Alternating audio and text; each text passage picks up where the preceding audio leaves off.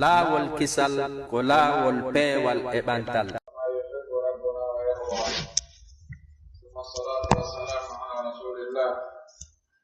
المبعوث رحمة للعالمين صلى الله عليه وعلى آله وصحبه أجمعين وسلم تسليما كثيرا. أما بعد، أيها الإخوة، أحييكم بتحية الإسلام قائلا لكم السلام عليكم ورحمة الله وبركاته. سيدور حول خلق الإيثار، ونسأل الله تعالى أن يحسن أخلاقنا وأن يزيننا بالإيمان وأن يكره إلينا الكفر والفسوق والعصيان وأن يجعلنا من الراشدين بمنه وبكرمه. أرجت الله تبارك وتعالى أن جولين الله صلى الله عليه وآله وسلم كم صحابة بمكة كلا أربعة مكة هنا إتو جوكتاغول باتكابة إتنو hanyande dangal dari mi salminago islam kiiɗanga oɗo kikiɗa ko faalaɗen annintinirde ko ngu jikku wiyetengu al ithar, khuluqul ithar, ko ɗum woni aslu kulli khuluqin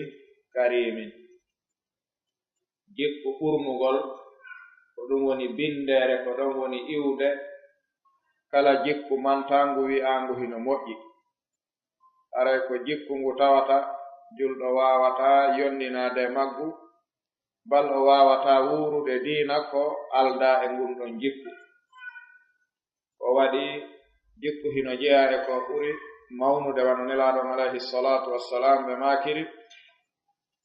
ko ɓurata teddinde mandake bani adama ñande dargal ko jikku moƴƴu.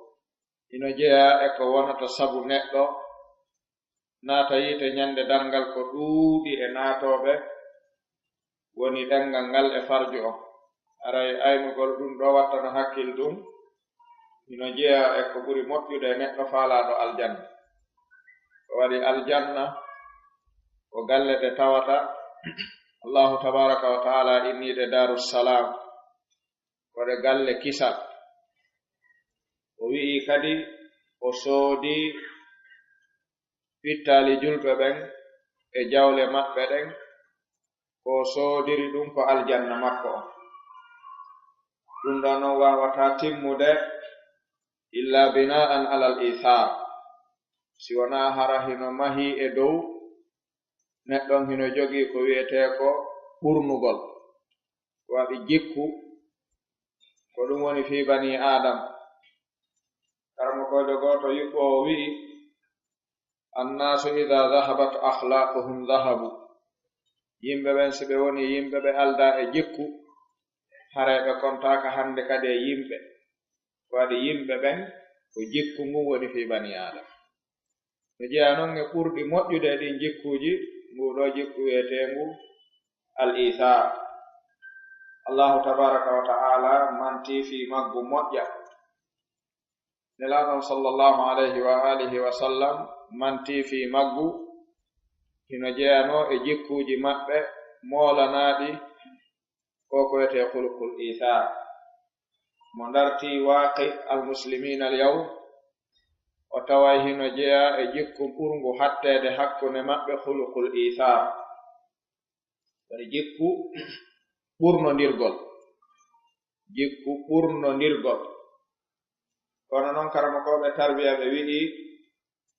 neɗɗo wawata ɓurnude ɗimmo mum e dow mu'um sina tuma o wawi ɓurnude joomi makko e welaye joomi makko on e dow welaye makko on kanko taw. si joomi men heɓanali jiyaɗo on ɗum ma jiyaɗo on wawanali ɗum joomi me en, hara yo waɗan ɗum tagaɗo no jeeya e ko wawata wonde. la budda bani adama on elto hakkunde mum e joomi mu'um haa o waawa waɗude ithar ɓurnora ko joomi men wela kon e dow ko o wela kon. o ɓurnora welaye joomi meɗen on e dow welaye makko on o ɓurnora diina joomi meɗen kan e faaleji makko ɗi. Si o jokki ɗum ɗo haa o waawi ɗum hakkunde makko e joomi makko, ara sikke wo alaa si o etike waɗande ɗum yimɓe ɓen welanaymo fi. kono mo waawaali ɓurnude faale joomi muɗum on e dow faale mum on, si an neɗɗo on a ɗaɓɓirimo yo ɓurne e dow hoore makko, hara a ɗaɓɓirimo ko waawata wadde o hewtaali ɗum. ara nguɗo jikkuɗen haani waddande hakkil e maggu. moƴƴa ko waɗi jikku ino jaɓa wayleede kañum. neɗɗo taƴataako fii jikku, ko neɗɗo boni jikku o taƴataake, ko neɗɗo kadi moƴƴi jikku o battane on hoolataake haa o maaya. aray ko ɗum si tawi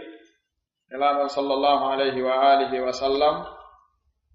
ino jeeya ko addi ɓe waylugol jikkuuji ɗi. itta jikkuuji adda jikkuuji goo. ino jeeya ko addi ɓe timmingol jikkuuji ɗi tawata ɗin ko moƴƴuɗi woodanooɗi, ɓe tabintinna ɗi, ɓe timmina ɗi. aray nguɗo jikku wiyeteengu hulukul isaar, ngu fecce ɗiɗi. woni isaarul insani mardati rabbihi ala mardati nafsihi, wa itharul insani mahbubati rabbihi ala mahbubati nafsihi, wa itharul insani dinallahi azza wa jalla ala hawahu. o jokka ɗiɗo tato eto haa ɗiɗo o foolina ɗi. si o gayni e ɗiɗo tum bismillahi ta'ala o waaway ko hikkata ɗon ko. woni jiyaɗon eto haa ɓurna welaye joomi meɗen on e dow welaye makko kanko neɗɗo. o ɓurna faale joomi meɗen on e dow faale makko on. o ɓurna doomi bimana diina joomi meɗen kan e dow beleeɗe makko ɗen. so tumminiri ɗiɗo hara o heɓi isaara arano on, ko oɗo neɗɗo on timminta o ronka hande kadi yi'ude ɓurnugol goɗɗo e hoore makko no satti. si o waawaali ɗum o waawata ɓurnude bani adama, ma wela e bani adama, ma geɓal bani adama e dow geɓal makko kanko. ko ɗum si tawi si en darti karamo koɓɓen ɓe wiyay hino jeeya ka ɓuri feeñude itharu mardatillahi azza wa jal ala ithari annafs. oɗo hadith mo nelaaɗon alayhi salatu wassalam janti ɓurnugol ɓeeɗo yimɓe e dow heddiɓe ɓen woni assaba'a alladina yudilluhumullahu fi dhillihi yawma la dhilla illa dhilluhu. karamo koɓɓen ɓe waɗi dirasa oɗo hadith, ɓe inni hay e gooto e ɓeeɗo waawaali waɗude ko nelaaɗo on maaki ɗo kon illa ba'da ghalabati nafsihi wa ithari mardati rabbihi ala mardati nafsihi. ɓe wi hay gooto e ɓeeɗo waawaali waɗude ko joomi men weltori ɗo ko nelaaɗo on manti, sina ɓaawo nde o waawi suɓagol ko joomi makko wela kon o ardina, o suɓo ko joomi makko faala kon o ardina, o ɗetta ko welatamo kon o wattira ɗum ɓaawo, sina ɗum o waata wadde ɗum. alladina yudilluhumullahu fi dhillihi yawma la dhilla illa dhillu woni imamun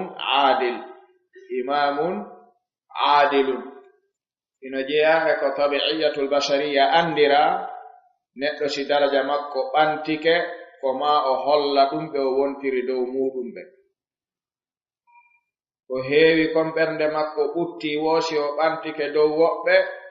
ɓaawo nde o holli ɓe himo ɓuri ɓe o hollira ɓe ɗum tooñugol ɓe e angal numɗugol e dow maɓɓe. si neɗɗo on non foolini wonkiki o ardini ko joomi men wela kon e dow ko wela kon, o daɗoyay. ɓe waɗani ɗum misal, imam ahmad fillike ka musnadu maɓɓe, hiɓe letti hadith on eoɗo sahabajo tedduɗo wiyeteɗo Abdullahi ibnu Rawaha radiyallahu anhu wa arda ɓe maaki nde nelaɗon sallallahu alayhi wa alihi wa sallama suɓi Abdullahi ibnu Rawaha naɓi mo Khaybara neli mo inni yahwi anami yimɓe Khaybara ɓen yoɓe accu waɗa hars ala simariha wa zar'iha dinde ko rema ton kon e ko tetta ton kon ittanami geɓal ko men halduno kon addanami nelaɗo ɓe gollondirno yimɓe Khaybara ɓen ɓe jonni ɓe leydi ni yoɓe golluɓe sendoɗa ko heɓi womi ɗo mari ton tel hiɗon mari ton ngal ɗo geɓal nelaɗon non ɓayri hewti sendugol ngol ɓe immini Abdullahi ibnu Rawaha fiyo en faamu anna galabata al insani nafsahu ala hawa nafsihi wa ithari mardati rabbihi wa sababun min asbabi najati al insani fi dunya qabla al akhirah ko ma neɗɗo on wawa ɗum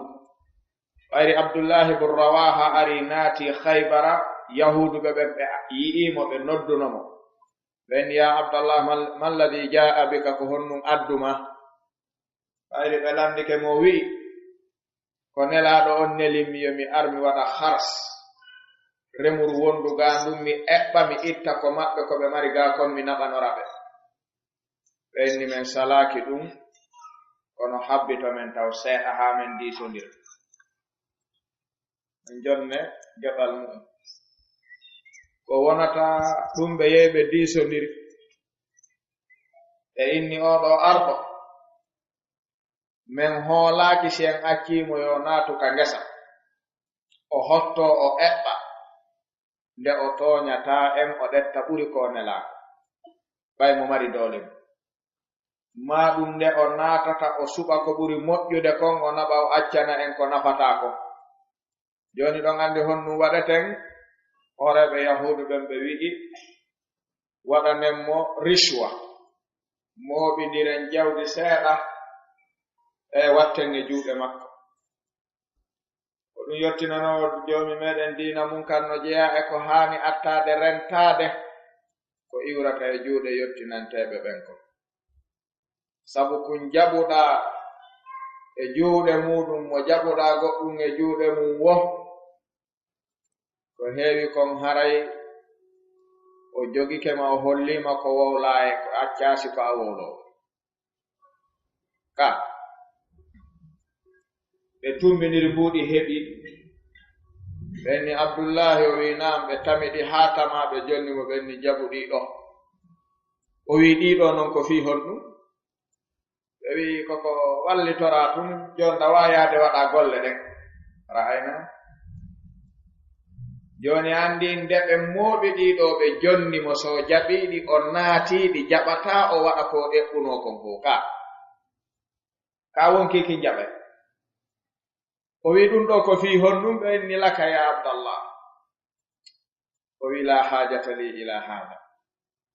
mi ala haaje ɗum ɓe wi fii honɗum o wi no gasa haray on hulu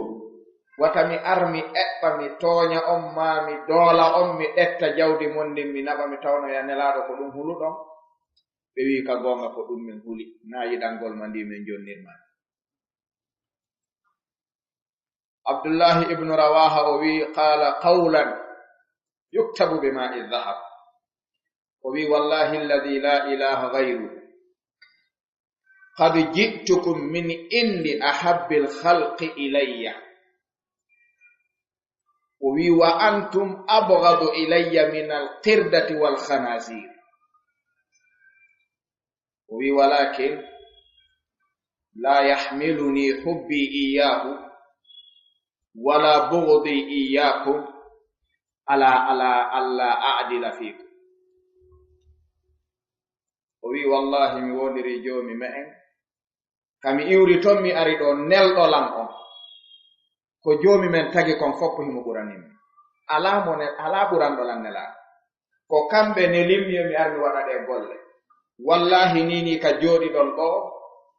keroru waanu e kosewi giray ngi hino ɓuranimmi on kono wallahi komi yiɗi nelaɗo ko fof puusatalan komi añi on ko fop puusatalan haamiron ka nunɗude e moɗon mi siforangu jikku joge mbuɗi mon ɗin ko nun ɗan mi gollirta hakkunde mon e nelaaɗo laawol kisal ko laawol peewal e kon ɗum woni ɗo mada huna galabatu nafs alal hawa ka o wi ko nelaaɗo ɓuranimo kala ko taga ko ombo nelimo nelaaɗo ka o wi'i ko onon ɓuratanmi mettude ni kala ko taga koye hombo o nela o wi'i giggol angol mi jogani nelaaɗo ngo ngol naɓatala yomi toñi ngayngu ngu mi jogani on ngu naɓatalan haa mi tooña on wallahi joge mbuɗi mum ɓe ɗettiɗi ɓe mari hoorejo maɓɓe on immi dari o ronki waawde jogitaade hoore makko tay ma o wowla hara o yiɗa o inni ya abdallah o wi abdullah ibn rawaha wi naam o wi wallahi alladi rafa'a as-samaa bila amadin bil adli qamati as-samawati wal ard o wi mi wondiri on ɓantuɗo ngu kammu ko alda e juggugol kammu e leydi tabitiraali ɗo sina sabu nun ɗal joomi meɗen ga ko ɗum fu ñinni leydi e kammu yahudu jo on seediɗo abdullahi ibn rawaha tetti ko nelaaɗo on maakanimo kon on naɓi ɓe wullaali ɓaawo makko en anndi jooni neɗɗo ko yiɗuɗaamo no woodi giggol makko ngol ka haaɗinayma ka en faami kadi neɗɗo ko añuɗaamo wo ngayngu makko ngun no woodi ka haaɗinayma ka si tawi ɗum ɗo faamaama ko ɗum ɗo wiyetee al ithar jooni tooñugol ɗo hino newaniimo kono athara al adla ala dhulm si o suɓanooki ɗum ɗon ko ɗum haɗaynoomo waɗugol ko faala ɗo alaa ka ɗum ɗo wiyetee al ithar joomi men tabaraka wa ta'ala o tagi en fiyo e rewmo o addi en ka dow leydi ɗo fiyo e rewmo o addi piiji o wallini yeeso meɗen haɗayɗi en dewal makko si en wakkilaaki man laysa indahu khuluqul ithari la ya'budu rabbahu tarfata ayn ka joomi men di wallini ɗo ɗi e ka o tumbi en ɗon e ko ɗaɓɓiri en ɗo kon mo jogaaki nguuɗo jikku o rewataa jooni ma ko maa o jogoo jikku ɓurnugol kala ka yani waali o waawa heɓude hakkil ɓurnugol ko makko kon e ko joomi makko kon si waalike ko maa o ɓurna ɗon goɗɗu o heɓa hakkil ɓurnugol ko joomi makko ko si o yawtii ngal ɗo duɗal o ɗo école o fooliiɗo o yultoyi waawe noon tañineede mo waawi goɗɗum ma o waɗana ɗum goɗɗo goo sifa makko so waawal ɗum o waawantaa neɗɗo sen darti wa shaabun nasha fi ibadatillah suka fewndo ka woni ɗon suka alaa ko ɓuranimo haa hewti uynan e sama kala e fijundaa ko ɗum wonkiikin ɓuri yiɗude fewndo ɗon neɗɗo suka ka o woni ɗon suka o waawataa lundaade meere e sama kala o wona e goonga illa bi khuluqil ithar ka ko ma o jogoo jikku bimana suɓotongu hakkunde ko faalaa kon fewndo ɗo e ko joomi makko faalaa kon fewndo ɗo ko so waawi tertaade ko o faalaa kon fiihi mo faalaa o suɓike ko joomi makko faalaa kon ɗo o rewa joomi makko ko fanɗi o ko fanɗi mo alaa khuluqul ithar la yabudu rabbahu o waɗi joomi ma en hino jeya e hikmaaji makko ɗin si o yamiri en taway ko yamirta en kon pittaali men ɗin naa ɗum yiɗi ɗum ko bi hikmatillahi ta'ala si o haɗii en kon taway ko pittaali men ɗin ko ɗum yiɗi en laatinii ɗiiɗo ɗiɗi woo bina'an ala khuluqil ithar sa waawataa suɓude ɓurna a waawataa yaltoyde waɗi joomi men ko haɗata en kon fop so haɗii en o wallinanayi en yeeso men konko o haɗi en tawa kadi no newanii en waɗugol ɗum hara alaa ko haɗata en waɗugol ɗum illa khuluqul ithar sironke waɗi waɗani misal ɓe wi no jeeya e ko ɗeɗo mofte ɓuriri mofte attiɗe ɗen tentini banu Israil joomi men gollondirno e banu Israila e jikku ɓe ronki waawde yultoyde joomi men golliri ɗum sahabaɓe nelaaɗo ɓen ɓe yultoy few ka joomi men gollondiri e banu Israila e ngu jikku ɓe ronki yultoyde kaka joomi men wi was'alhum anil qaryati allati kanat hadirata al-bahr iz ta'tihim hitanuhum yawma sabtihim shur'an wa yawma la yasbituna la ta'tihim ibtila on ko woni joomi men wi banu Israil mi newnani on wañugol liƴƴi ɗin yontere nden fo si wona asewe taw wañu liƴƴi ɗin asewe taw nangu lingi kamayo e asewe jon non nde tawno hulukul ithar ma tabita ɗo siko joomi men ɗaɓɓi kon heɓo tawi ɓe heɓali mo jikku ɓe foolano kala mo beleɗi mum fooli ɗum ko ngu jikku lo'i e makko sina ɗum foolata on sayi ɓe watti joomi men jarribiɓe tawi ɓe yaltay asewe oɗo ala bimbi ɓe yahay ka maayo ɓe bugo ndolin haa juma kiiki ɓe yata lingi si woni asewe bimbi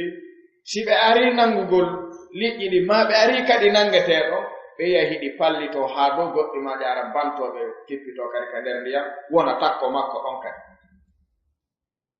ko waɗi hiɗa wi'a wata nangan si tawi ɗa waawi sa wawata waɗan ko faalaɗa o ko ɗum woni ɗum si asewe feƴƴi ɓe yiitata si asewe hewti ɗi ara ɗi humba kamɓe ɓe heɓaali hakkil ko ɗum ɗi woni waɗande ɗum haa ɓe waɗi feere ɓe wi'i joomen wiita nanguɗi liƴƴi asewe kono ko asewe ɗi woni arde awale ma ñaame liƴƴi andi hawa fokkiti ka joni non ko ni warreten ɓayri en nangataɗi asewe ko asewere ɗi woni arde joni yahen waɗanen ɗi gaawi e gayɗe ɓe waɗani ɗi gayɗe ɓe waɗi gaawi ka ndiyam ɗan ila si ndiyam ɗan ili naɓoray liƴƴi ɗi ukkoyo ka gayɗe si woni ton haa heewi yere kala hewtungel nder ton ndiyam ɗan tipporay woni ngi wawata ƴawrude ɗi wona ɗon si wonoyi janngo ala ɓe ara ɓe nangaɗi ka ngayka ɗo ɓe inni en wañaali asewe ko ala wañuɗe ko honde ɗi nanga ko honde ɗi waña ɓe waɗi hiila joomi men letti ɓe ko ɗum so yeeti nelaaɗo e yeeto sahabaɓe ɓen woodino jarriboraaɓe ɗum ɓe jaɓaali watte hakkil ta on wawno ɓe wa'uno non sahabaɓen faami ɗum kamɓe ɓe wi ɓe watta hiila e diina wa shay'u haram haram ɓe wi ɓe wakkilike joomi men jarribe o wi ya ayyuhalladina amanu la taqtulu sayda wa antum hurum son fokkiti hajju tagoto e moɗon wañu haa nyande gayni hajju andi joomi men haɗi wañugol ngol sino hajjede ka o haɗino ɓeeɗa wañugol ngol si asewe hewti ka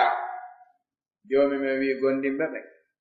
ya ayyuhalladina amanu la yabluwannakumullahu bi shay'in min as-saydi tanaluhu aydikum wa rimahukum liya'lama Allahu man yakhafuhu bil ghaibi en andi o haɗuɓe haa o gayni si o humpitiɓe kadi ko arata ko ka o wi son fokkiti hajju tagoto e mon wañude tagoto e moɗon wañu si horminanike hajju o wi'i noon si on yalti hajju ko mami jarri bor on mbarodi ndi tawata yahay haa tawa jungo no waawi nangude hara ko keccum ma woofonde ma ɗum hara ndagawal no waawi fiɗude dogata mi hibbanoyay on ɗum yeeso mon nan yahi ɓayri ɓe ari haa sulhul hudaybiya nelaaɗon ɓe maaki wonen ɗo fawtoɗe ko ɗon joomi men jarribiiɓe wano liƴƴi ɗin ardirayno asewe ɗa pallito moolanaaɗi ara tappa woɓɓe maɓɓe ukkito nder ton joomi men maƴini mbarodiiji ɗin ka ladde iwra ton colli o kala ko wañete iwra ton ara jooɗo e hoore woɓɓe sonndu yawaaki neɗɗo haa jooɗo ka hoore makko goɗɗi ara jooɗo ka hoore har ko yawi immono na ɗo fi a wawataa nanngude kono ara suusataa ɓayɗa haɗa nanngugol jawre si ari yaaɓiima tappiriima bukkol mum feƴƴi nde woowaaɓu ka kono ɓayi ko a haɗaa ɗo fii ko haɗaɗaa ɗa waawi accude ko goonga ko maa ɗum wona e juuɗe ma newano ma acca noon si sella ɗa waawi accude naa ɗum hara waawata accude a heɓaali woni ɓe woniri ɗon noon joomi men teddiniri ɓe aynugol ɗum ɗo e angal jaggitugol ɓeeɗaa ɓe daɗuno kaa ɓe daɗaano ɓeeɗo daɗii kaa ɓe daɗaali ko ɓe daɗiri ɓeeɗo ko hulqul iihaar wonaa waañugol ngol mettata ɓe kono ko joomi men wiita on waañu kon ɓuraniiɓe ɗo jooni ko ɓe faalaa waañugol kon ɓe acci si nguuɗo jikku wonaali hakkunde ma e taguɗo on si tagaɓen ɗaɓɓiriima ɗum woni hakkunde men petta accana o accanaali hay taguɗo mo on ɗa waawi heɓude ɗum e juuɗe makko woni hakkunde makko e taguɗo on pette jooni ko komi wii kon maa ko wiiɗaa kon o wii jooni ko komi wiɗi kon o sakkitike wadde ɗum ange o goɗɗum no ɓisoo hakkunde mon pette wiya accanan o accane o accanaali taguɗo mo on ko ɗum ɗoni nawnaare ko ɗum si tawi shabu nasha fi ibadatillah ala makko ɓurɗo jamɗude ko hombo ko hulukul ithar dewo joomi meɗen ko ithar ɗum o daɗirta si en darti nelaɗon alayhi salatu wassalam ñande ɓe nela ɓe suɓindinnano bayna an yakuna malikan nabiyan wa an yakuna malikan rasulan ɓe maki akhtaru an akuna bimana nabiyan rasulan hakkunde an yakuna nabiyan wa malikan wa an yakuna nabiyan wa rasulan ɓe suɓi yoɓe on annabaajo nelaaɗo fii honɗum ɓe maaki aju'u yawman wa ashba'u yawman fii yomi weele wonde mi haara wonde mi timmina wonde hara mi timmortaake wonde ɓe maaki ko ɗum ɓuranin si en darti ko wiyete kon hulqul ithar ko ɗon azzuhdu rimete woni azzuhdu ko tarkuka duniya ba'da alqudrati alayha tertagol ma aduna ɓaawo nde hattanɗaa heɓuɗaa aduna o amma baaso miskiino ko wi'ata hino yondini wonaa gonga o alaa woni o woni yondiniiɗo ko marko yondiniiɗo si tawi o yondinaaki nde o mari haray o kontataake ruuɗiiɗo nelaaɗon alayhi salatu wassalam landondiren ñande ɓe nelaa haa ɓe feƴƴini ene en yiiriiɓe yiɗugol aduna ma dogalngol aduna ma aynugol aduna ma heɓo en yiiriiɓe ɗum e ngurdam maɓɓe ɗan ka ɓe nelaa haa ɓe feƴƴini en yiiraali ɓe kaa hannde ko hongo wonaa wiide no jokki nelaaɗo ɓuri en enen no woodi kono baabu zuhud madfunun ladayna illa man rahima rabbi ɗum no asa surra tawile oɗo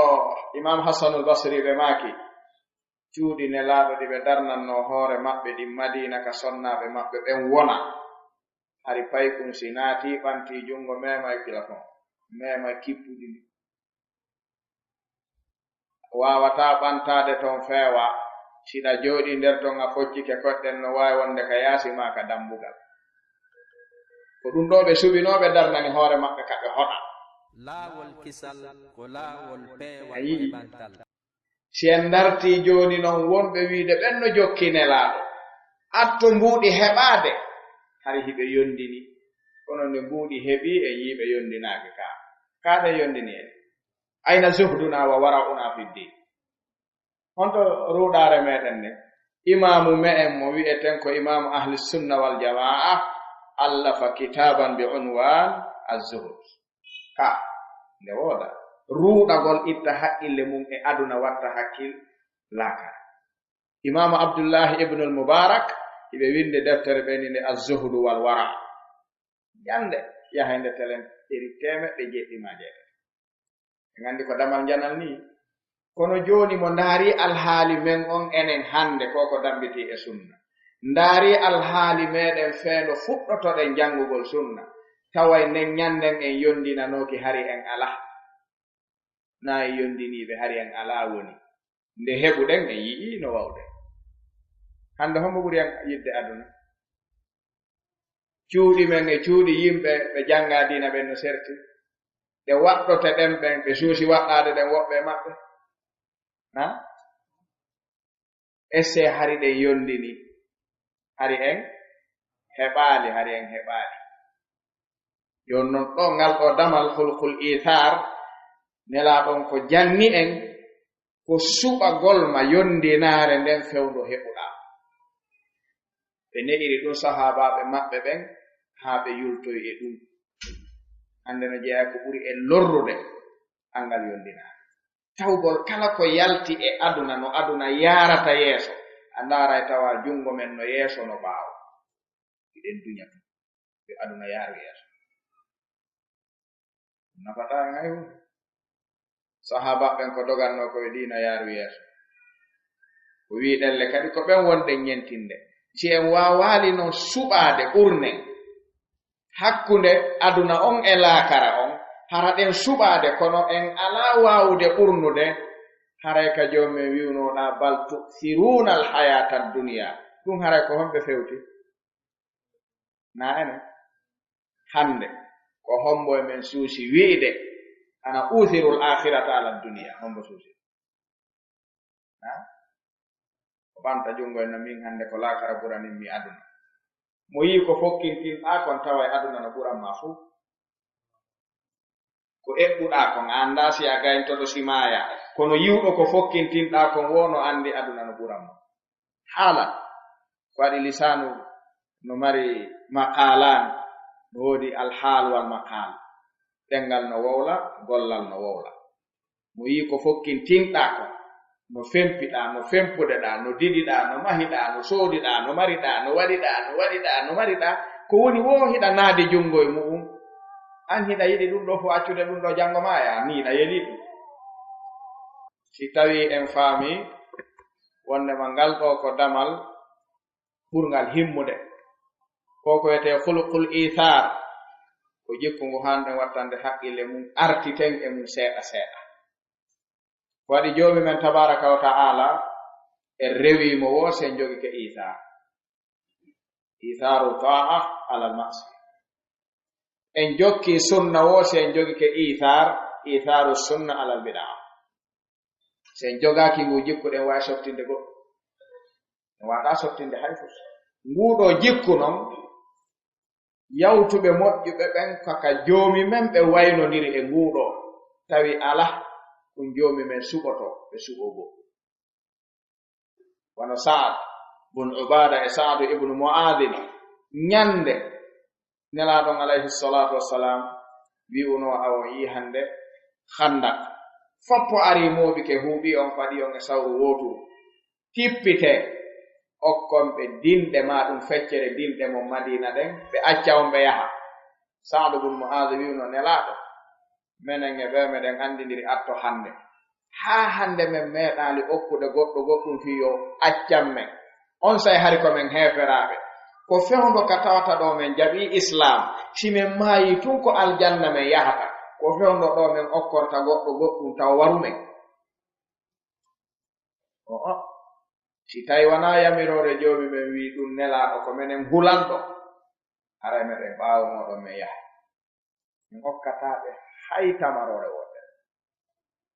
yo ɓe naatu si ɓe naati ɓe tawataa e nder Madina si wonaa kaafaka ɓe accunoo kam ɓe woowigoy ɓe anndi enee ɗo si ithara alaa yaawataa wiide jonnen ɓe ɓuttine na kono wi'i fewno men okkataano fiyo men accane hari ko men heeferaaɓe si men maayino nde ñannde men tanjinaaki aljanna hande maayuɗo e amen wono tanjinii aljanna nelaaɗo hande ɓe arɓe wara men maa men wara ɓe min hokkataa goɗɗo fiyo accan men hande ko mayde nden ɓurani men hande ngurnanɗa kon won sabu ɗum illal ithar ko wiyetee ithar hino huuɓiti ngurdam bani adama ɗam fof sika ka aduna ɓurɗa dogirde haray atharta duniya alal akhira kono a wawata wonde bila ithari imma an tu'thira duniya wa imma an tu'thira al akhira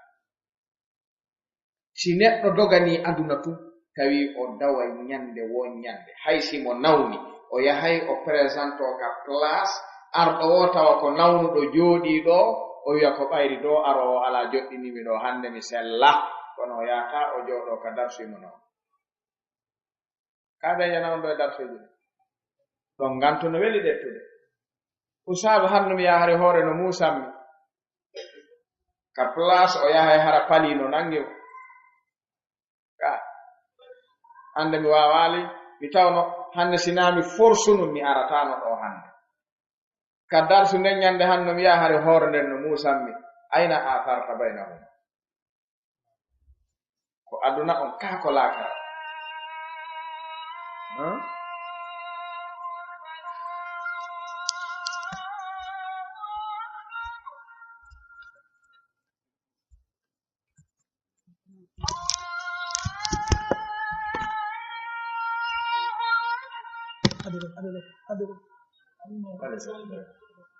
aray faamen ɓurnu gongol ko jikkungu julɗo haani ɗettude jogitoo imma ɓurna aduna on ma ɓurna laakara on si en faamiɗo joni hakkunde men e joomi men si en rewamo ko bil ithar si en rewatamo kadi ko bil ithar imma an nu'thira mardatihi ala mardatina rewen mo ka imma an nu'thira mardatina ala mardatihi on say lundoɗen ko yer ko ɓurnuɗen ko men kon woy dow ko makko kon lundiɗen sina ɗum en lundotomo en lundatako haray bina'an ala hada nelaɗon sallallahu alayhi wa alihi wa sallam nde ɓe ne'i sahabaɓe ɓen e nguɗo jikku haa ɓe yultoyi suɓagol ko joomi men wi'i wo tuma ɓe faalawo ko ɓe faalawo on say yimɓe ɓen fof ɓuttini hakkunde ma tawe on say hande kadi mo gollondirɗa wo hiɗa ɓuranimo hoore makko ɗum wiyete al ithar nelaɗon alayhi salatu wassalam ɓe maaki la yu'minu ahadukum hatta yuhibba li akhihi ma yuhibbu li nafsihi ɗum ɗo wona ithar en andi ithar ala ɗo koko yiɗanɗa hoore ma kon yiɗanɗamo ɗo a ɓurnalimo e dow maɗa ko haa yiɗanamo ko a yiɗa bimana ko haa ko yiɗanɗa hoore ma kon acciramo wono bi darbi misal siɗa jogii ɗo 5000 a fotti e siɗɗo ma mapiɗo a fecciɗe hakkunde a jonnimo 2500 a heddori 2500 ɗo haray hal athartahu huna ma athartahu innama sawaytahu nafsak a fonnumo e maɗa amma si a ɗettu 5000 on fof jonnuɗamo nyawliɗa paasi yahuɗa haray huna athartahu en hewtiɗa taw karano na si en hewtal ɗon honno feƴƴirte yeeso iɗen jogii qa'ida yiɗangol hoore am wona a nyangol no on ko qa'ida ɓoyliɗo no diina jaɓata o waɗi karamo koɓe sunna ɓe ɓe wi'i ka hulqul ithar ɗo tawgol neɗɗo mo suɓoto ko joomi men faala kon ɗum waawa mo addude suɓagol yimɓe ɓen e dow hoore makko e ko jeyi kon ko to tun wawata iwrude koko doole ɗen tiiɗiri to wo wawata tiiɗirde ga si tawi doole ɗen tiiɗi to doole ɗen tiiɗay e hakkunde ma e yimɓe ɓen haray hande kadi an suɓagol goɗɗo e dow maɗa haray mettanama fi wona fi fonnugol ɗon e ko jeyɗa ko haray mettanama fi few kono a waawi ɗum wo yer ko wawuɗa ɗawo ko yer ko ronkuɗa ɗawo kadi ronkuɗa ɗo yerɓen rentuɗen ndaaruɗen jannguɗen ngurdam mumen fof a tawa ko to ɓe yulti misal aranal ngal jommen wi'i wa yukthiruna ala anfusihim walau kana bihim khasasa karamo koɓɓen ɓe wi'i sabu tippagol o aya ko nelaɗon alayhi salatu wassalam heɓi koɗo ɓe naati ka cuuɗi maɓɓe jeenayi non wooturu ɓe fuɗɗori ka ɓe naati o ɓe inna nazala indi dayf hal indakum ta'am nudifuhu ɓena wallahi ya rasulallahi ma indana illa alma en heɓi koɓe kiikiiɗe ɗo ɗum jogiiga ko ñaamen wernenmo ka ala cuuɗi jeenayi sonnaajo fof wona ngañanendi wondi ko wi nelaaɗo men ala e suudu num sina ndiyan yareteeɗal laaɓuɗa jooni noon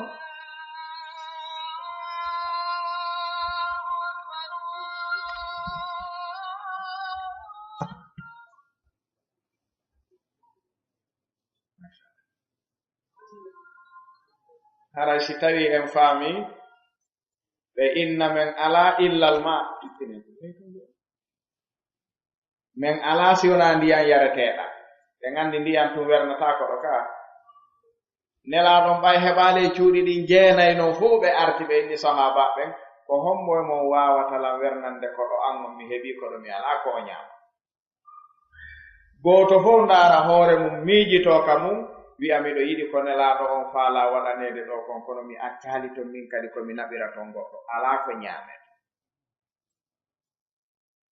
enene nde sika ko mbuuɗi naɓata diina haalis si tawno ko mbuuɗi naɓayno diina hanno en feƴƴino ɗo neeɓi kaa ngala mbuuɗi ko njelo anndi marɓe mbuuɗi annda hay yerɗi mari islamu ñannde ono torane ala laataɓe njelo on mbo anndi si yimɓe 10 haray ɗuɗɗi koɓuɓe galleeji mum kotiisi fii darnugol juulirde joomi men ka ɓe juula duuɓi 10 ɗum ko gonga ɓeeno faala juulirde ɓe waɗana karne juulirde nden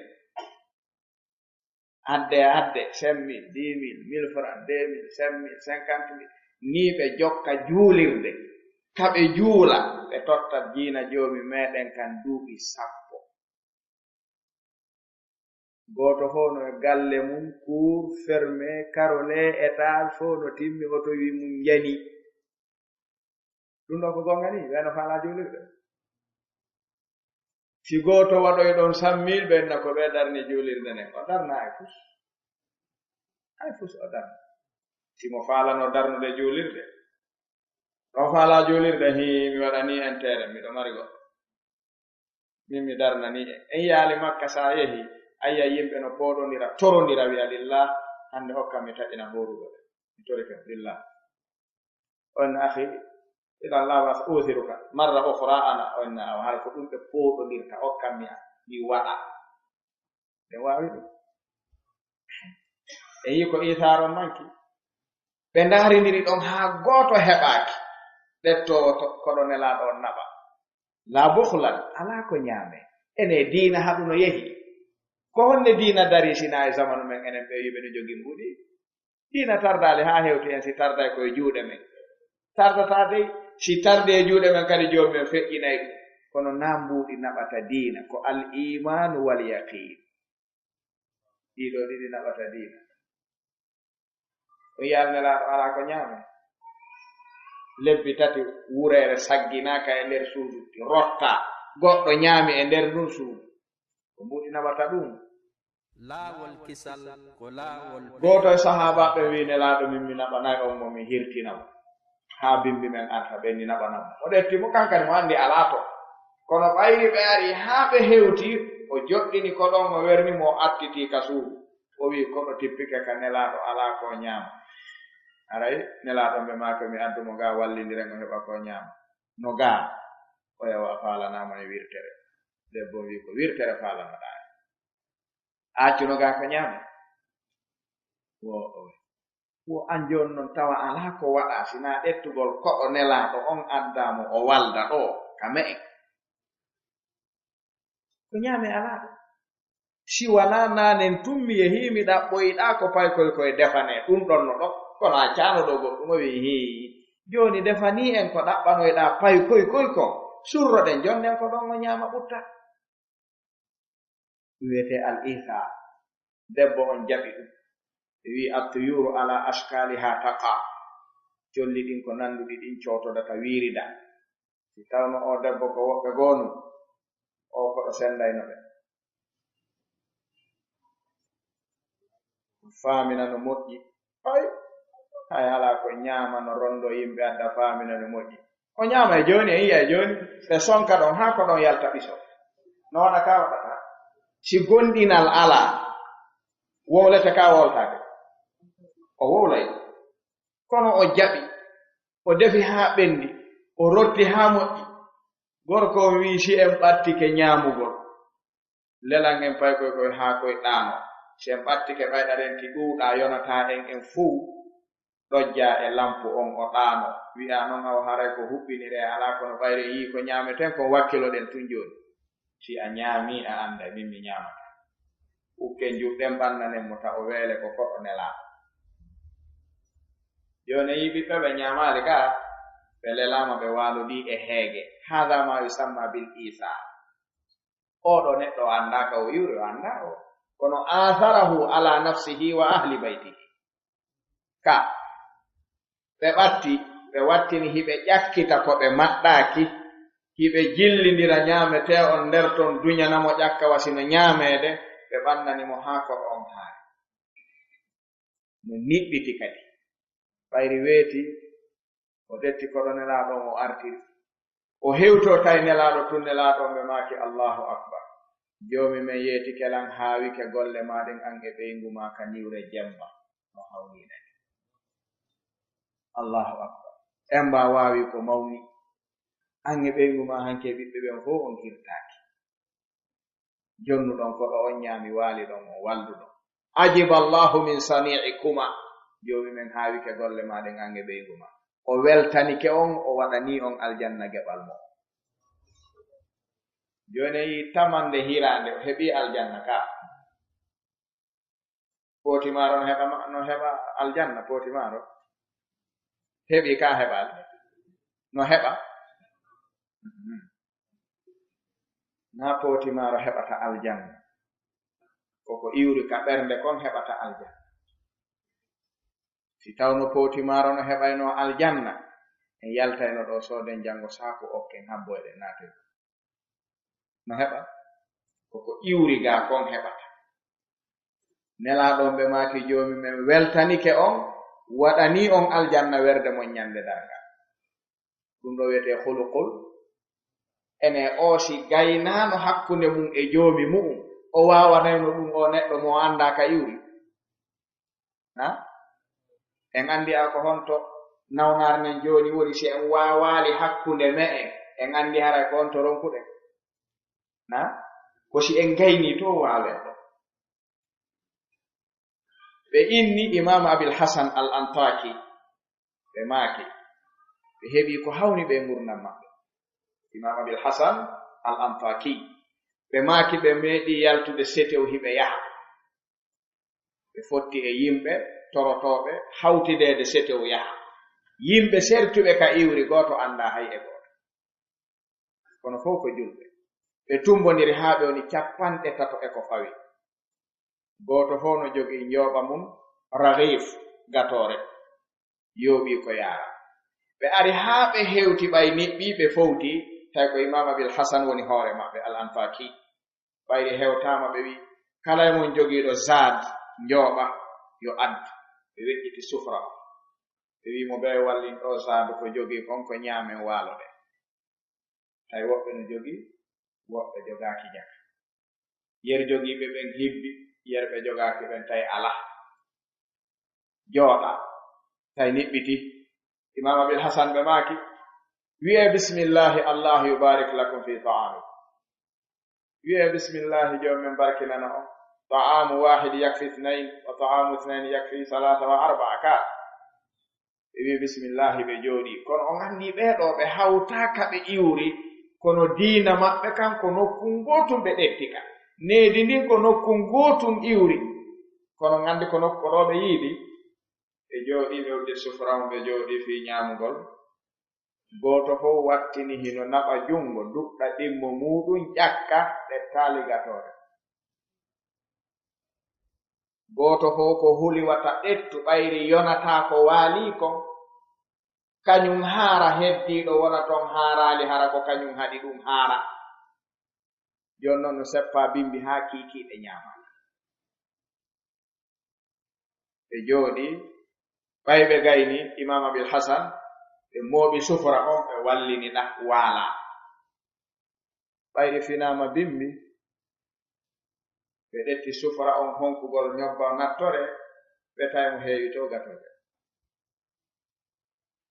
ɓe weƴƴitiɗe kadi ɓe noddi yimɓe ɓe ɓe wi kayfa haalukum antum ams amma akaltu ɓe deƴƴi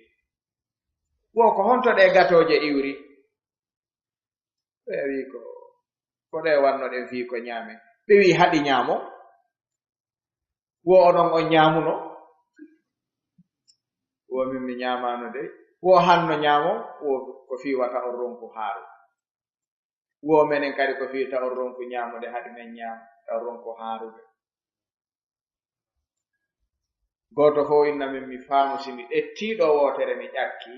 miɗo anndi wonɓe ɓen ton yonataa ɗen gooto fof wonde mi ñaamay mi haara goɗɗo bo ara heɓaali hay wootere mi yondinii ko an kon on mankoowo wonanmi ni gooto fof wi ko ɗum haɗi mi ñaama ko ɗum haɗi mi ñaama tawi ɓe halda ko ɓe fottuɓe kadi ɓe iwraa nokku ngootu en faamineede ndi ɗum ɗo no wiyee hulukul iitaar ɓe wi inna min al garaibi ma jara li allama abil hasan al anfaki ko dogi e on laawol maɓɓe ɗon kon no jeeya ko hawni e ngurnan juuɗo ɓe ka imam abdurrazak as-san'ani ɓe jantike kam sannaf maɓɓe ɓe maaki ñande yarmuk maarakatil yarmuk ɓe maaki yimɓe tato maayi gooto fof tawi ko woni sabu haa o maayi ko ɓurnugol siɗɗo makko e dow hoore makko wonaa angal heɓugol ko daɗira ɓe wi ɓen tato woni ikramatu bun abi jahli e alharith bun hishamin e suhaylu bun amr woni ɓe tato ɓeeɗo tato ko ñande ma'arakatul yarmuku ɓe feƴƴini ko filli ɗum ko mus'ab bun abdillahi o wi'i ñande yarmuku min mi yooɓino dunduhul ndiyam mi naɓori ɓay hari ñande nange no wuli jooni noon piiro ngon fuɗɗa piira haa o wiyeteeɗo harith bun hisham ko ɓiɗɗo bappa makko kamɓe yaadi ɓayri nange ngen watti liɓude woɓɓe hara ɓe barminaaka sabu wulugol nange ngen hara ko ɗon kakal liɓi ɓe oɗo ɓiɗɗo bappa makko harith bun hisham yani ikramatu bun abi jahalin yani o wiyeteeɗo suhaylu bun amr yani tawi ɓe woɗɗondiri seeɗa oɗa hayni oɗo mus'ab bun abdillahi hayni ɓiɗɗo bappa muɗum on tun himo oona himo ina alma mo toro ndiyam ɗon ka kalliɓi o addi dunduhu ndiyam ɗum o udditani mo inni yo jonnumo yara ɗum on ɗon hisham bun oɗo haris bun hisham on nani ikramatu bun abi jahlin no inna alma o inni ɓiɗɗo bappa makko mus'ab bun abdillahi jonnoyo oɗa ko on ɓurinmi ɗon ɗeɗe tampe o yaraali kanko o feƴƴini o addi haa o tawi ikramata bun abi jahlin no waali e ngannde oɗo ko ɓiɗɗo abu jahl ka o tawi mo himo waali o udditani mo jonnugol mo ndiyam ɗan o nani suhaylu bun amr hino wiya alma okkorela ndiyam ikrama saliiɗan yarude o wi naɓan oɗa ko kanko ɓuri mi ɓittoreede ndiyam qabla fawatil awa atto laawaade mus'ab bun abdillahi wi'i mi feƴƴani suhayl bun amr okkorgol mo ndiyam ɗan mi tawi o feƴƴini mi yiltitani ikramatu bun abi jahlin mi tawi o feƴƴini mi hootani ɓiɗɗo bappa an on alharis bun hisham mi tawi o feƴƴini tawi hay gooto yaraali ndiyam ɗan mi yari ɗam ni ene si neɗɗo ɓurnii neɗɗo e dow wonki mumkin hana kaka maayata koko o jogii waratamo kon o salato mokkude ene ɓe ko hombo ñentinno ko hombo ɓe dambitino e mum enen ko hombo wonɗen ñentinde hombo dambitiɗen e mum ese ko ni wawɗen en siwa ɗum ka ɗum no woɗɗi baynana wa baynahum bawnun shasi'un wa bu'dun kabir no woɗɗi moƴƴa hayya fonnu siɗɗo ma ɗon e hoore ma ɗum no woɗɗi e moƴƴan naa fii kam ɓurnaamo e dow hoore maaɗa ko ɗum si tawi neɗɗo on si waawi ko koyete hulqul ithar al itharu l awwal baynahu wa bayna rabbihi haray fa min baabi awla an yu'thira akhaahu ala nafsihi haray no welanimo fii moƴƴa kono si neɗɗo on waawaali tongude wonki mumkin fii ko welata joomi mum kon o waawanta goɗɗo go waɗen misal ɓe wi o wiyeteeɗo ono honno Abu Lubaba ibnu Abdul Mundir fii andugol jikku ko waawno kon hakkunde makko e joomi makko ñande nelaaɗon nelimo ka Banil Mustaliq yahudu tawi ɓe aadodi nelaaɗon waɗi ɓe hisar tongi ɓe wii ɓe yaltataa ɗon illa an yanzilu ala hukmi rasulillah ɓe tongaa ɗon nelaaɗo neli oɗo Abu Lubaba ɓenni yahu wi anami Banil Mustaliq ɓe yaltii ɗon woosi ɓe jaɓii tippaade ñaawoore annden sinaa ɗum ɓe yaltataa Abu Lubaba ari hewti ɓe haynimo ɓenni yaha Aba Lubaba malladi jaa bika fonnun adduma o wi arsalani rasulullahi ilaykum an tanzilu ala hukmi rasulillahi nelaaɗon ɓe maake mi ara mi yeeto o ngiwi ɗo woson tippike on jaɓi ñaawoore maɓɓe nden e mon ɓe ñaawi on sinaa ɗum on yaltata nder ɗo goɗɗe maɓɓe ni ya Aba Lubaba ma hukmu rasulillahi ko noni ñaawoore nelaaɗo nden e amen Abu Lubaba waɗini ko hirsugol on on fof o wowlaali o joopi jon ɗon anndi nelaaɗo naa ɗum ɗo nelimo ka ko ɓe maaki yeetoɓe ɓe tippoye dow ñaawoore annden ko nelaaɗo ñaawata ɓe kon araali taw goɗɗo e maɓɓe no wi fiyo men anndu men jaɓa e ma men jaɓataa ko honɗum nelaaɗo ñaawitta men o wi ko azabu ɓayro o wowlii ɗum woɓɓe maɓɓe wi ɓayre ko azabu fu tawi jaɓu nan ɓay jaɓuɗen o hirsa en en jaɓa hirsa en ko hirsugol en woni hoore o la nanzil ala hukmiki Abu Lubaba faami ɗon annahu qad khana Allah wa rasulahu janfike Allah subhanahu wa ta'ala o janfike nelaaɗo naa ɗum nelaaɗo maaka laawol kisal ko laawol peewal tippiti o yoosi o aani o waywa nawnuɗo o yehi o waynaaki ɓe en anndi honɗum o waɗi kanko tun anndi gooto anndaa ɗum ɗo o ari ka damal juulirde o ɗaɓɓi ɓoggol o haɓɓi hoore makko kaɓɓol ngol tawata neɗɗo waawataamo haɓɓude sifangol hakkunde makko e leggal ngal o jooɗii ɗo goɗɗo arini ya Aba Lubaba hombo haɓɓumaa ɗo o wi nafsi hoore an haɓɓinmi ɗo o wi kon ɗum haɓɓumaa ɗo woni zaka bayni wa bayna rabbi ko haɓɓinmi ɗo kon ko hakkunde an e joomi an amma haɓɓuɗolan ɗon ko min haɓɓi hoore an ko waɗi kon joomi an no anndi miɗo anndi miɗo heɗiimo o wi wallahi lan yahullani huna ahadun illa an yatuba Allahu alayya aw amuta goɗɗo firtatalan ɗo sina hara joomi an yurmalan e komi falji kon o yaafanilan yaafuye si o yaafani kelan mi jaɓay nelaaɗo firtanmi kamɓe tun kadi firtatanmi si joomi an yaafaaki miɗo wakkili wonde ɗo haa mi maaya mi tawyamo min yewta fii ɗum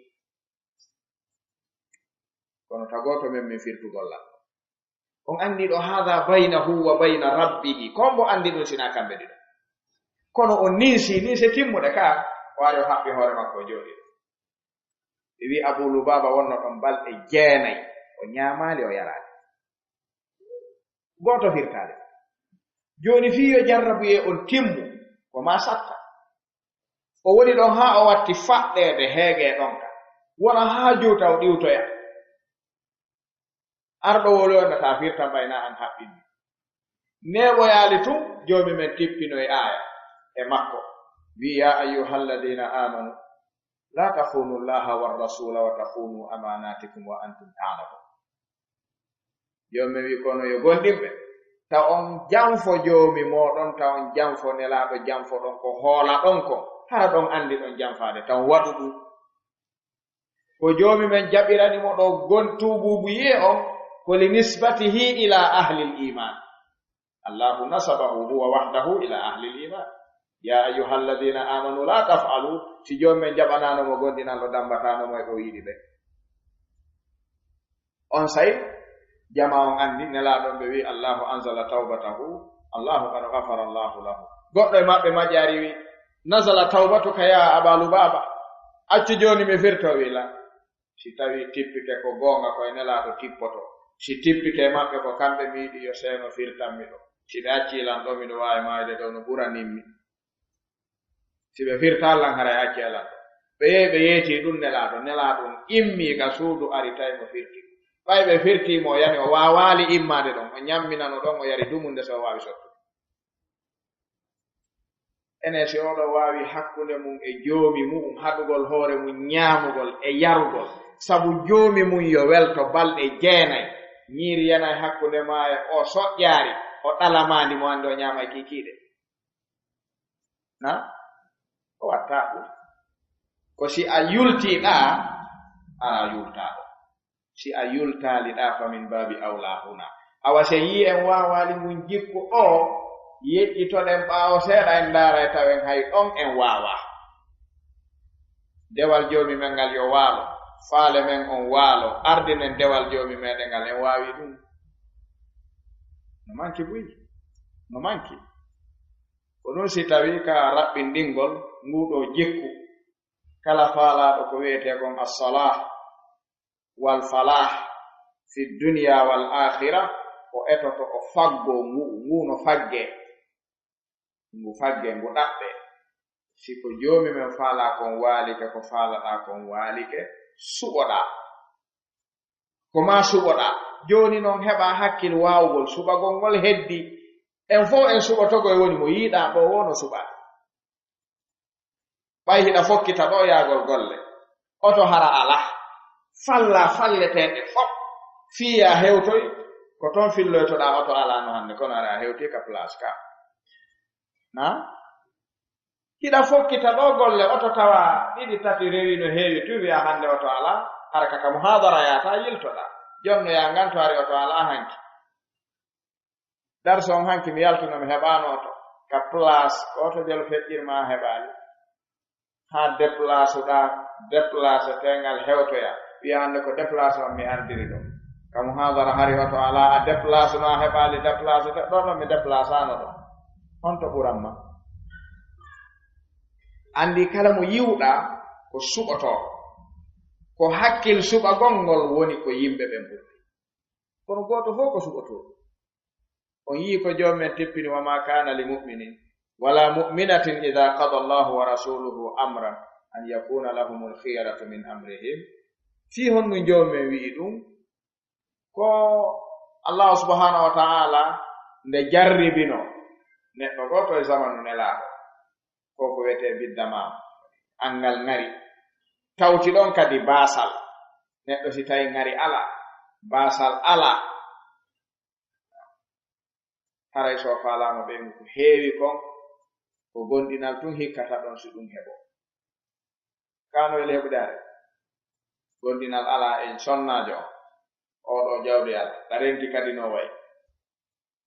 gonɗinal si ala jaɓay o jomamo o jaɓata. O ari o wi nelaɗo ɓe makina o wi mino faala jommude mi ronku kam yehi woɓe wiide lan fewndaki, woɓɓe ne mi yi'e ton jiwɓe ɓe mi andi kono mi wa'ino. Nelaɗo joni komi faala koyon wallam mi jomba. Nelaɗo ɓe maki mi walle jomba, o wi hi ɓay min mi ronku kam yehi wo ala newa. Nelaɗon ɓe maki awa hiɗa andi ka woodi, o wi miɗo andi. O suɓi kadi e nder Madina hoɗo ɓurgol teddude leñol, ɓurgol teddude jiwo ɓurgol marde daraja e nder Madina. Fulɓe Fuuta ɓen wo si tawi ma ƴakka bare ta ƴakku horindu, ƴakku fayndu si tawi ma ƴakka ka ɓayro heɓi ardantoɗo mon mo konngol mum jaɓete on o hana suɓade hawruɗo. O suɓi ɗen galle ka tawata yo yahu ɗon ɓe hokka mo ɓeyngu welafi. O wi nelaɗo ko jiwo ɓen ɗon mi faala yo jomma yo resan. Ɓe maki awa joni mi nelete yaha. O wi awa, o wi yahu wi'aɓe inni rasulu rasulillahi ilaykum yahtubu ibnatakum li. Min komi nelaɗo Allahu on haa e mo on nelalngal woni hiɓe ƴamira on jiwo moɗon on yo on hokkam min. yottike ka ɓe ndaarindiri nene baba ndaari o haatiiɗi ɓe wi'i yamiroore nelaaɗo e faale maɓɓe wonaa ko ruptete wonaa ko salete kono an on min waawataama okkude ɓe mokkataa min waawataama resinde juwaɓe yamiroore nelaaɗo no ruptataake faale nelaaɗo kadi ruptataake kono an on min waawataama okkude o wii gasi min komi nelaaɗo tu yomi yahu mi yeetoo nelaaɗo newaaki ɓe ndaarindiri kadi seeɗa ɓe fotti yo yaw nan ɓe waawata o hucciti seeɗa tun jiwo mo araaɗo ƴameede on tawi himo jooɗii tahtal hojura ka ley gimɓe o wii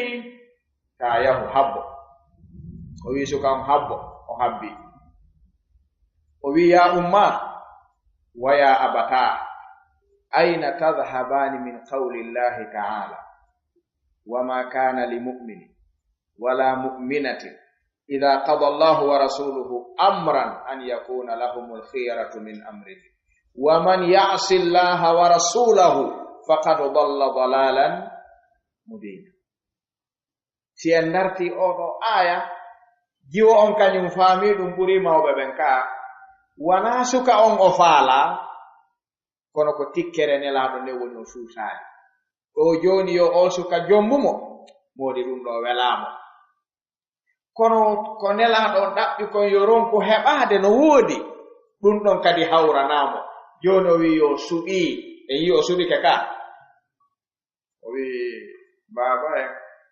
e nene ɓe wii naam o wii idfa'uni ilayhi fa inna allaha la yudayya'uni ko nelaaɗo suɓii nelaaɗo no anndila ino anndi on yi'iimo imminiimo yo aran haaju makko kamo on so ronki jonnude nelaaɗo haaju maɓɓe mo jogi ɗon haray on majjii majjere feeñude resine lammo ɓay ko nelaaɗo suɓii joomi men yeegoytaalan kami yehi o resaa ɓay on ɗon resiimo ko jemma gooto ɓe wondi nokku ngootu bimbitay ofodu hewti noddaa o nooti o waroyaa ene jiwo on heɓii ko ɗaɓɓaa kon kaa o heɓaali jemma gooto kaa heɓii ko ɗaɓɓaa kon fuu ko nelaaɗo faalaa kon woni e nganndi ɗo ko iisaar woni ɗo jiwo on suɓi ka kaa suɓaaki ko honɗum o ɓurni ko nelaaɗo on faalaa kon on anndi awa en fuu kala ko yani ɗen suɓude kaa ngalaa suɓude ko hakkille suɓugol ngol wonaa ɓurdeede mo yiiɗaa ɗo wo mo suɓude ko hakkille suɓugol ngol woni ɓurdude so a suɓike noon ko joomi men faalaa kon e dow ko faalaɗaa kon heewaa hawrondirde ko faalaɗaa kon kadi ko joomi men faalaa kon hawrondirtaa e ko faalaɗaa kon so a suɓike noon kadi ko faalaɗaa kon kadi heewaa hawrondirde ko joomi men faalaa kon jooni noon ko a woni suɓaade ko yani wo artir ɗum ka hakkil wi'a ko yani ɗo kon ko iisaar woni ɗo ko suɓagol ɓurna a waawataa naɓidude ɗiɗi ɗii noon ko maa suɓoɗaa gootum so a suɓike ko joomi men faalaa kon haray ɗa anndi kon nun suɓiɗaa so a suɓike kadi ko faalaɗaa kon ɗa anndi kon nun suɓiɗaa kaa idan hulqul iisaar ko jikku ngu tawata faalaaɗo peewal waawataa wuurude ngal ko jikku ngu tawata faalaaɗo moƴƴere waawataa angal janngugol ngu faama ngu si a faamaali ngu jikku a wi'ay ɗe tinnii hara alaa ɓurɗoma foofude a wi'ay ɗa wakkilii hara alaa ɓurɗoma lo'ude si a ronki noon waawde suɓundirde hakkunde aduna e laakara hiɗa jonnaa suudu tew naatoyooɓe aljanna an tigiri a ronku taw suɓanaade hoore maa ɓe kañum honto naɓataaɓe si jomɓe ngure ronki waawde suɓaade sonnaajo jomɓe ngure ronki waawde suɓaade ɓeeɗoo ɗiɗo ko honto ɓe naɓata ɓe ɓe ɗowi ɓe ɓay no woodi ɓe tawata ko anndi goonga ko baabe mum wi'i ka ko anndi no moƴƴi ko nene mum waɗi no woodi ɓe yimɓe si tawi noon ɓeeɗoo ɓe waataa suɓaade bayna duniya wal akhira ɓe ardina al akhira ala duniya ɓe waawaali ɗum ɓeɓe ɓe ɗowi ɗo ko honto ɓe naɓata ɓe si bunɗo ɗowii bunɗo haray ko honto ɓe hokkiti bunɗo ɗettii leggal jonnii bunɗo a yi'ataa mi yi'ataa kono accu mi wonana en yeeso mahi ɗo haray gooto fof ɓe jokkan hoore mum ɓuri ɓe hisinde hara ɓe fof ɓe unodaaki no gasa ɓay si ɓe yaadi ɓe yaadataɓe fof ka gayɗe si hewti ngay ka si gooto fof noon detti laawol no gasa goɗɗo ɗaɗa haray ɗum ɗo ɗen haani faamude ngu jikku waawen suɓude taw hakkunde men e joomi men haa yulten ɗon hakkunde men e nelaaɗo on haa yulten ɗon si nelaaɗo maaki huunde kaari waɗete a wi ɗum aranzala nelaaɗo meeɗaali yamirde ko aranjuma faamu ɗum kam si a waawi noon suɓude ko nelaaɗon suɓii kon e dow ko aranzama kon hara a heɓii hulqul ithar si a waawaali ɗum haray ko yer ɗum wonɗaa majjude e diina si tawi noon yimɓe ɓen ɗaɓɓiriima an tu'thirahum ala anfusihim walam tu'thir rabbaka wala rasulahu ala hawaka kayfa yahsuluna ala hada ɓe waawi heɓude ɗum ɓe waawataa heɓude ɗum haray ɗum ɗo no jeeya ko faalono ɗen wadde tan wi he muntu watten ka haqqil ɗo gooto men fof si yalti ma yehi ma naati e golle ɗen ukkondiri e jawdi ɗin ukkondiri e mbuuɗi ɗin ukkondiri e commerce on ɗo haray sowno fof ɗum ɗo si arti no gasa dartinama e goɗɗi goo ɗo de ko suɓagol fewniɗo ko on ɗum mi suɓoto ko welatanmi ko ɗetta haraɗa anndi koye honɗum suɓiɗa